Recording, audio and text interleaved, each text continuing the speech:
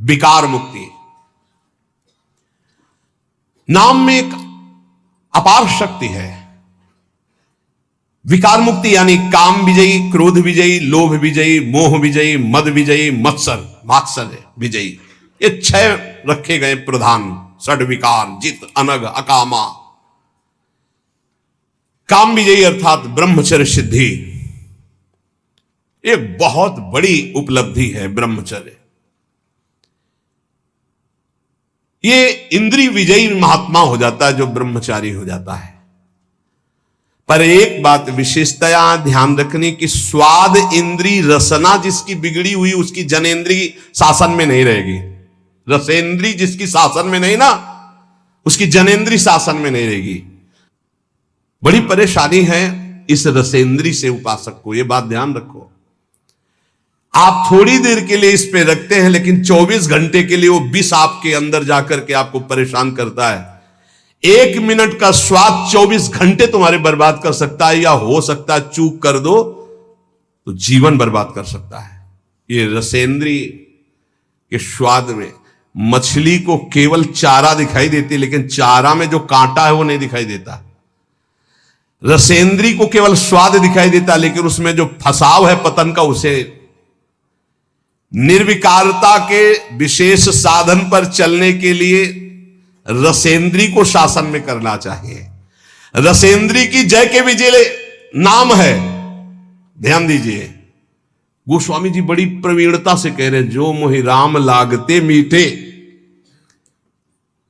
मिश्री अगर पित्त के रोगी को खवाई जाए तो उसे कड़वी लगती है क्योंकि पित्त बड़ा होता है, और वही मिश्री अनुपान से रोज खाता रहे तो पित्त का समन हो जाएगा, मीठी लगने लगेगी। ऐसे ही नाम हमको बहुत कड़ुआ और बहुत बोझा लगता है क्योंकि माया हमें बहुत मीठी लगने लगी। यदि हम नाम नियम से जपे तो नाम मीठा हो। जहां नाम रसेंद्री में प्रभाव किया, हर इंद्री जितेंद्री हो जाएगी, क्योंकि मूल ये रसेंद्री, और रसेंद्री सुधरेगी।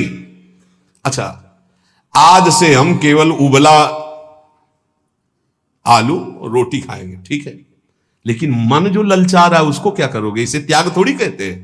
तन छाड़े और मन गही रहे तो दोनों ही दुख हो, इसे सच्चा त्याग नहीं कहते। त्याग किसे कहते हैं? 56 भोग हैं लेकिन इच्छा नहीं है। रसबल छूटे जो विषय तभी तो सुख होए। रसबल राधा राधा राधा राधा, अच्छा नहीं लगता। कई बार पूछा जाता है कि आप क्या पाना चाहेंगे, आप उसे आज कुछ बोल दीजिए, क्या पाना चाहेंगे? तो बहुत खोजने पर यही बात आती है, राधा राधा राधा, सुना दो हमको राधा राधा, बस इससे ज्यादा हम नहीं, कुछ विशेष नहीं, बिल्कुल निर्विशेष, राधा राधा राधा। ढूंढने पर नहीं लगता कि क्या पाना है, राधा राधा राधा।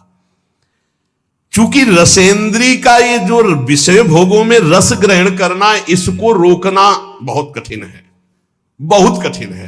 इसीलिए हर इंद्री का जितेंद्री और रसेंद्री का न हो तो उसे नहीं माना जाता। धैर्य जितेंद्रियता 2 इंद्रियों पर मानी जाती है। 2 इंद्रियां हो गई तो 8 इंद्रियां अपने आप हो जाएंगी। 5 कर्मेंद्रिय, 5 ज्ञानेंद्रिय में 2 प्रधान मानी गई, एक रसेंद्री और एक जनेन्द्री। ये अगर 2 इंद्रियां काबू में है तो सब इंद्रियां काबू में। अब उसको भी एक में बदल दिया, ये रसेंद्री काबू में है तो जनेन्द्री अपने आप काबू में हो जाएगी। रसेंद्री को काबू में करने के लिए आपने आहार विहार छोड़ दिया, खाना पीना, उसे जितेंद्री नहीं कहते। जितेंद्री कहते हैं कि भोगों के सानिध्य में रहते हुए भी भोग की लालसा ना होना। बोले वो कैसे होगा? बोले वो नाम से होगा। बड़ी जोर की बात, भय मुक्ति और विकार मुक्ति। इसलिए उपासक को नाम जप में रसेंद्री को लगाना चाहिए, और रसेंद्री लगे इसलिए पहला सर्वसाधारण ये हम बातें कर रहे हैं, बाजार के बने हुए पकवान आदि पाने से परहेज करे। खाद्य पदार्थ सीधे जो बाजार से बने हुए हैं उनसे बचने की चेष्टा करे नाम जापक। आप क्या समझते हो? बाहर बैठ करके पा रहे हो, सब गरम गरम आ रहे हैं, आप देखो ना क्या हालत हो रही। शरीर के लिए और भाव के लिए, दोनों के लिए ये निषेध है। ये जो गरम मसाले कल चर्चा हो, बड़े बड़े जो ये भंडारों में, इसमें सब में, ये उपासक के केवल शरीर के लिए नहीं, भाव के लिए भी बहुत हानिकारक है। उपासक का एक भाव बना रहता है कि मैं बहुत अच्छा खाऊं, शरीर बलवान हो जाए। ये बहुत अनुभव की बातें इसमें लिखी हुई है। हमेशा भोजन के समय दो चीजें ध्यान रहती हैं भोजन करने वाले को, पहला स्वाद और दूसरा शरीर बलवान और स्वस्थ हो। ध्यान देना, दो बातें याद करके वो भोजन पा रहा है, पहला स्वाद और दूसरा पौष्टिकता, शरीर बलवान हो जाए। जिह्वा की तृप्ति और शरीर की पुष्टता का भाव रखकर भोजन करने से तमोगुण आ जाता है। और उपासक एक बात का केवल चिंतन करता है, मेरा भजन बढ़ेगा कि घटेगा, बस ये ध्यान रखता है भोजन के समय।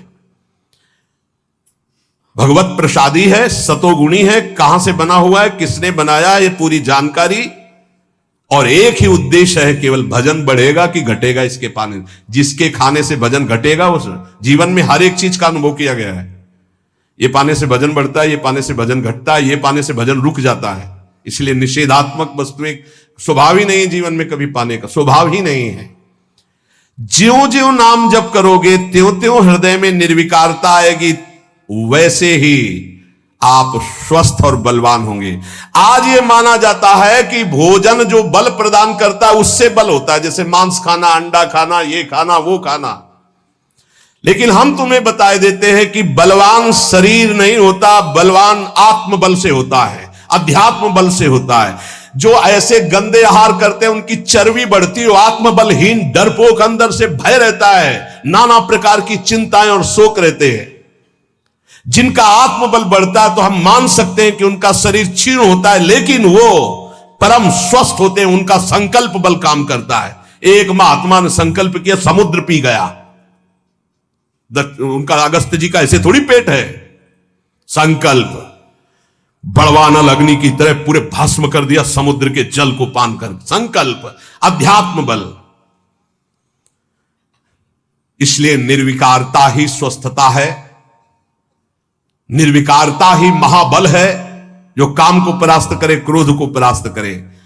तो नाम जप करने से समस्त विकारों से मुक्ति हो जाती है, चाहे काम, क्रोध, लोभ, मोह, मद, मत्सर, कोई भी विकार हो। नाम जप से भय मुक्ति, नाम जप से विकार मुक्ति, और नाम जप से रोग मुक्ति। नाम जप से हर रोग नष्ट हो जाता है। हमारी बात को हल्के में मत लेना। कह रहे हैं हम, जो कह रहे हैं उसे समझो। जब कोई रोग आता है और आपके विचार में वो रोग हो जाता है, तब आप रोगी माने जाते हैं।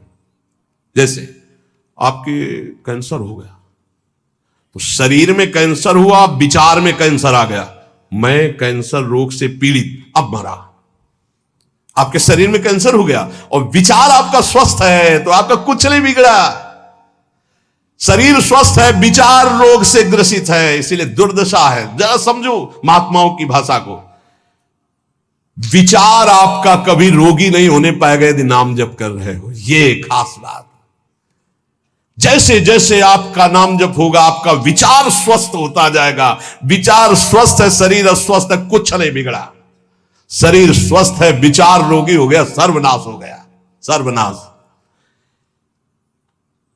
आप अपने विचारों को स्वस्थ रखने की कोशिश करें, क्योंकि शरीर तो प्रारब्ध के अनुसार भोगेगा ही।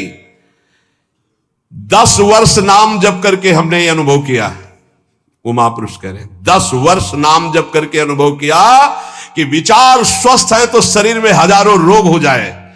और ये मैं मृत्यु जनित कष्ट से जूझते हुए बोल रहा हूं कि मेरी किडनी और लीवर दोनों खराब हैं, पर मैं नाम के विचार स्वस्थता के कारण हर समय प्रसन्न रहता हूं। नाम शब्द नम धातु से बना हुआ है व्याकरण के अनुसार। जिसमें नाम जप का मनन होने लगता है, उसमें पहली पहचान आती है नम धातु। वो नम्रता सीखे, जितना नाम जप करेगा उतना ही नम्र होता जाएगा। ये नाम का प्रभाव है। भजनानंदी कभी ऐसे नहीं होता, आकड़ ऐसे ही होता है, ऐसे। जितने भी भजन करने वाले महापुरुष हुए हमारे ब्रज में, नम्र। बोले नाम नम धातु से बना, जिससे नम्रता, नमस्कार, दो बातें बनती हैं। सबको नमस्कार और सबसे नम्र रहना, यह नाम जापक का पहला लक्षण है। भक्त को असत्य से हटाकर, शरीर के असत्य भाव से हटाकर भगवान के सत्य स्वरूप में स्थित कर देना, ये नाम का प्रभाव है। अविद्या अंधकार से हटाकर परम ज्ञान के प्रकाश में स्थित कर देना, ये नाम का प्रभाव है। मृत्युलोक के मरण धर्मा शरीर और भोगों से हटा करके अमृत स्वरूप परम धाम में स्थित कर देना, ये नाम का प्रभाव है। जिस नाम जापक में नम्रता और नमस्कार ये दो बातें ना हो तो समझ लेना वो नाटक कर रहा है, नाम जप नहीं कर रहा। माला घुमाना ही केवल नाम जप नहीं, नाम जप होना चाहिए। ऐसे नाम जपक दिखेंगे माला तो सर से चल रहा है और बातें हो रही हैं, तब लगता है माला घुमाने से केवल भजन थोड़ी माना जाता है। ये बहुत ही धोखा है अपने साथ। एक मन का पकड़ करके जब बोला राधा वल्लभ श्री हरिवंश, फिर मन का गया, राधा वल्लभ श्री हरिवंश, फिर मन का गया। वही नाम देख रहे, वही सुन रहे, फिर ऐसे ऐसे तो कभी चल ही नहीं सकता। अगर हम राधा राधा भी जपे तो ऐसे ऐसे नहीं चल सकता। राधा राधा राधा, स्वाद ऐसे ऐसे तो मतलब क्या है? अंगुली घुमाने को भजन कहते हैं क्या? यहां कह रहे जिसमें नम्रता और नमस्कार है, दो बातें। नमस्कार, सबको भगवत स्वरूप मान के प्रणाम करना। नम्रता जब बात करे तो बहुत दैन्य है। ये भक्त का लक्षण जो नाम जापक है। सारे नाम जापक आज तक जितने देखे गए सब विनम्र और नमस्कार परायण देखे गए। चित्त का जो शोधन नाम से होता है वो किसी और साधन से नहीं होता। ये पकड़ो, चित्त का शोधन जो नाम से होता है और किसी साधन से नहीं होता। ये हम वैज्ञानिक दृष्टि से आध्यात्मिक शक्ति का परीक्षण करके बोल रहे हैं। ये हम केवल अंधी श्रद्धा से नहीं बोल रहे हैं। देखा है बदलते हुए, नम्रता में आते हुए और नमस्कार पद्धति में आते हुए देखा अभिमानियों को जो नाम जब शुरू कर दिए हैं। वेद कहता है कि ईश्वर को नम्र ही प्राप्त कर सकता है, अर्थात नम जो नमस्कार करता है, विनम्र है, वही ईश्वर को प्राप्त कर सकता है। नम इत उग्रम नम आविवासे नमो दाधार पृथ्वी उद्याम, वेद ऐसा कहता है। नम इत उग्रम नम आविवासे नमो दाधार पृथ्वी उद्दाम। जो नम्र है, नमस्कार परायण है, वही अध्यात्म की ऊंचाई पे चढ़ता है। नम्रता ही उपासना का परीक्षण है। जो नम्र है वो पृथ्वी से लेकर स्वर्ग लोक तक सबको धारण करने की सामर्थ्य रखता है। आखिरी वाक्य से स्पष्ट होता है कि नम्र नम्रता से परमेश्वर की प्राप्ति हो जाती है। यही दरबार दीन को आदर, रीति सदा चली आई। नम्र, वेदों ने कहा आज भी तुम भजन नहीं करते तो भी मेरे परमात्मा तुमसे सख्य भाव रखते हैं। सख्य भाव ने दोस्त। क्या तुमने यदि चाहा कि परमात्मा भाव नहीं है तुम्हारे अंदर, चाह कि मुझे पत्नी मिल जाए, वही परमात्मा पत्नी रूप में आ गया। गाय मिल जाए, वही गाय बन गया। घोड़ा मिल जाए, घोड़ा बन गया। अमुक मिल जाए, अमुक बन गया। वेद कहता है गौरसी गव्यते अश्वो अश्वायते भव। तुमने जो जो मांगा परमात्मा वही रूप बनकर तुम्हारे सामने आ गया। यदि मांगे बंद कर दो और सोच लो कि परमात्मा रूप से आओ तो परमात्मा रूप से आ जाएंगे। ऐसे नम्र और सहज करुणा वरुणालय प्रभु को तुम मांग मांग करके इन विषय रूपों में, माया रूपों में देखा। बंद करो ये मांग, इस रूप को नहीं चाहिए। हे गोविंद, मुझे ये रूप चाहिए जिसको एक बार देखने के बाद कुछ देखने की चाह न रह जाए, एक बार पाने के बाद कुछ फिर तभी तो कहा जा ही ना चाही कबहू कछु। क्यों चाहते रहोगे हरि उस रूप में आते रहेंगे। सारांश उपदेश का, नाम स्मरण जप के साथ जरूरी है। जो जप कर रहे हो उसका स्मरण और नम्रता और नमस्कार ये नाम जापक में होना ही चाहिए।